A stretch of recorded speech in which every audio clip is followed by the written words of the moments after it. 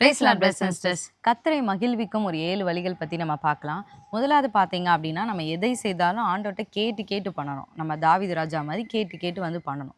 ரெண்டாவது பார்த்தீங்க அப்படின்னா, ஆண்டவர் மேலே எப்போதுமே முழுமையான விசுவாசம் வைக்கணும். விசுவாசின் தகப்பன் ஆபிரகாமை போல முழுமையான விசுவாசம் வைக்கணும். மூன்றாவது பார்த்தோம் அப்படின்னா, எப்போதுமே கர்த்தருக்கு முதலிடம் கொடுக்கணும். தேவனுடைய ராஜ்யத்துக்கு நம்ம முதலிடம் கொடுக்கும்போது தான் கர்த்தர் நம்மளை ஆசீர்வதிக்க முடியும்.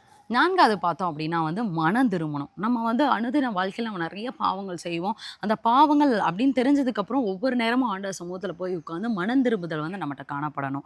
அப்படின்னா நம்ம ஆண்டவர் மகிழ்விக்கலாம். ஐந்தாவது நம்ம பார்த்தோம் அப்படின்னா, ஆண்டவருக்கு நன்றி செலுத்தணும். எப்பயுமே அந்த நன்றி உணர்வு உள்ளவர்களாக இருக்கிறவங்க இடத்துல ஆண்டவர் ரொம்ப பிரியமாக இருப்பார். ஆறாவது நம்ம பார்த்தோம் அப்படின்னா, உற்சாகமாய் ஒரு மனப்பூர்வமாய் ஆண்டவருக்கு அநேக காரியங்கள் கொடுக்கணும். உற்சாகமாய் கொடுக்கிற இடத்தில் தேவன் பிரியமாக இருக்கிறார் அப்படின்னு சொல்லி நம்ம வேதத்தில் பார்க்குறோம். ஏழாவதா பார்த்தோம் அப்படின்னா, பிறருக்கு நிறைய உதவி செய்யணும். அநேகருக்கு நம்ம உதவி செய்யும்போது, ஏன்னா வேதத்தில் நிறைய பேருக்கு உதவி செய்து ஆசீர்வாதத்தை பெற்றுக்கொள்ளலாம். நம்ம இந்த மாதிரி அநேகருக்கு உதவி செய்யும் போது நம்ம ஆண்டவருடைய இருதயத்தை நம்ம மகிழ்விக்கலாம். இந்த வீடியோவோட லிங்க் முழு வீடியோ நீங்கள் பார்க்கணும் அப்படின்னா கீழே இருக்க அந்த டிஸ்கிரிப்ஷனில் இருக்குது. நீங்கள் அதை பார்த்துக்கோங்க. அந்த லிங்கை கிளிக் பண்ணி பாருங்கள். நிச்சயமாக அது உங்களுக்கு பிரயோஜனமாக இருக்கும். கர்த்தர் உங்களை ஆசீர்வதிப்பாராக.